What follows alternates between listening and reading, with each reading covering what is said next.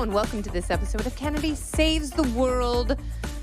So wherever I go, if it's some sort of a public event and we're talking about politics, the first question on people's minds, what everyone wants to talk about is who is going to win the election in November. And right now I have to say that according to polling and Mojo, everything is trending toward Trump. And it is because we are in a completely different place than we were in 2020. No one liked COVID Trump, so they voted against him. It didn't matter if Joe Biden was campaigning from his basement. People hated the government reaction to COVID. Their lives were turned upside down. They wanted something different, and that was the big driving force. Joe Biden has had 3 years to prove himself. He has not done a great job of acknowledging the pain that voters are in terms of being financially overextended and inflation. And therefore, they still feel like they're being lied to, and their lives certainly are not nearly as good as they were promised. They should be better at this point. And, people are worried about crime and immigration and the economy. Those things aren't going away. And neither are the president's son's legal problems. I don't think that the conviction of Hunter Biden in federal court really does anything to change the outcome or the outlook right now of the presidential race. And I think that's actually better for Donald Trump because people, even though Hunter Biden was convicted 2 days ago on those 3 felony counts of lying on a gun form, it's not really registering. People aren't outraged. They're not surprised. We have, as I've talked about many times, gotten so used to and addicted to chaos in the news cycle, particularly the political news cycle, that things, if they register, it's really not for very long. And really no one is talking about former President Trump's 34 felony convictions. And the reason that Hunter's issues aren't moving the needle, it's because no one gives a rip about these legal avenues. And, there obviously is going to be an imbalance in reporting because, the people on MSNBC who tried to deliver straight-faced, the legal system really works and no one is above the law.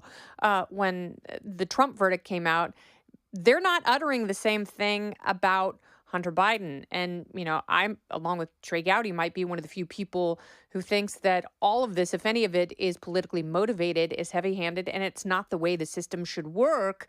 But people aren't necessarily swayed by the personal and legal antics of people either directly involved or peripherally in these presidential elections. They're more concerned about their own bottom line.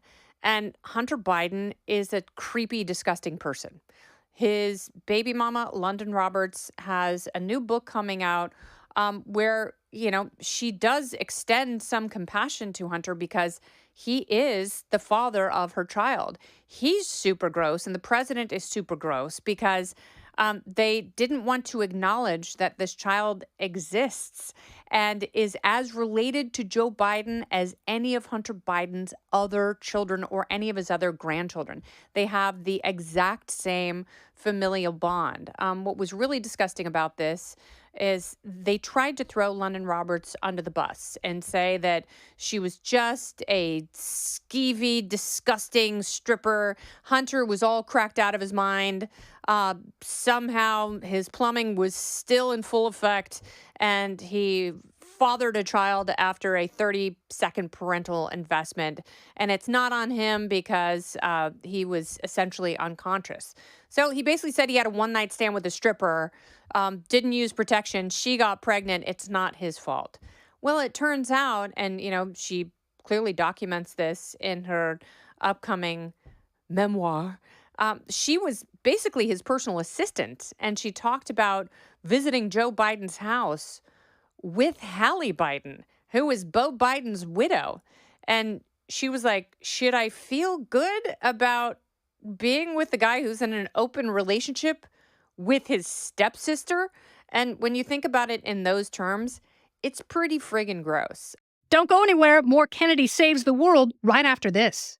There were obviously a lot of drugs, and he has tried to hide behind his addiction as though it's some sort of a personal shield in order to absolve himself from his multitude of sins. When you're sober and you are maligning someone else and destroying their reputation and torching their character, when you're completely sober, that makes you a bad person.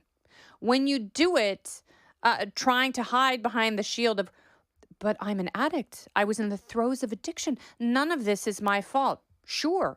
We all make bad decisions when we're drinking or using drugs. He absolutely was an out of control crack addict.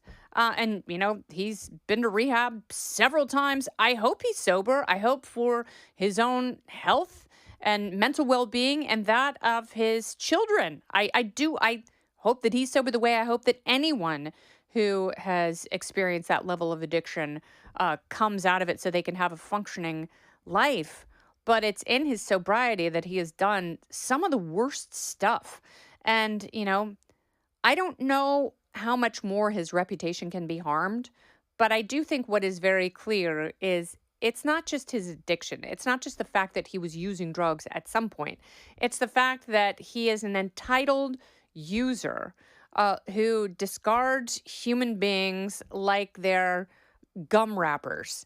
And he has no concern about the effects of how people might feel, how it might affect their lives, and certainly the life of his daughter. They tried to withhold his last name from their child, which I think is also reprehensible. If you're going to do the deed, and she said that she was his personal assistant. This was not a one night stand. So if you are going to have unprotected sex with someone that you are regularly cavorting with, you might expect that a child could result from that physical union. And if that's the case, hey man, that child is entitled to support and a name and everything else that every other child that you have sired has access to. He's a bad person. I think his dad is a bad person too. I think the entire family has been built around milking a political system for cash and personal gain. And it doesn't matter if it's a Republican family or a Democrat family, an establishment family, one of these political dynasties. And of course, I said this during the whole Clinton Foundation colonoscopy. It's gross, and it's not how our politics should be. We should expect more. At this point, I wish we had more choices. I wish we had a proliferation of choices for whom to vote for in the presidential election. We don't. So we're basically stuck with someone who, through a politically motivated lawfare process, has 34 felonies to his name, and a president whose son is a total dirtbag. I don't care how sober he is. He's still absolutely disgusting. Having said that, Hunter's not running for president. He will still have proximity. He will still have access. He will still try and use the system in any way he possibly can, even by painting, god awful works of art and then laughably selling them for hundreds of thousands of dollars a piece. Donald Trump still at this point, because he can offer some semblance of economic sanity, I do believe that he has the momentum right now, and the things that Joe Biden needs to change, he can't. He's not going to disown his son. He's not going to sprout some long-term, provable, cognitive comeuppance. He is in decline. If you saw him at the Juneteenth celebration, he was a wooden robot, and we all know people don't make robots out of wood, but he is from the 19th century, so that's not a huge shock. And he is going to do nothing to meaningfully make the economy better, because there's only so much presidents can do. And that's what people say about Joe Biden. Well, the president really can't do much. Well, if that's the case, then why are the same people so worried about a Donald Trump presidency? If presidents are really confined to a limited power set, then why are they so concerned with Donald Trump being president again? At this point, it looks like he's going to be, unless he, of course, shares his cell with Hunter Biden. Oh, keep politics weird. This has been Kennedy Saves the World. I'm Kennedy. Listen ad-free with a Fox News Podcast Plus subscription on Apple Podcasts, and Amazon Prime members can listen to this show ad-free on the Amazon Music app. Oh, go ahead and leave me a review while you're there. I'd love to hear what you have to say. You've been listening to Kennedy Saves the World on the Fox News Podcast Network.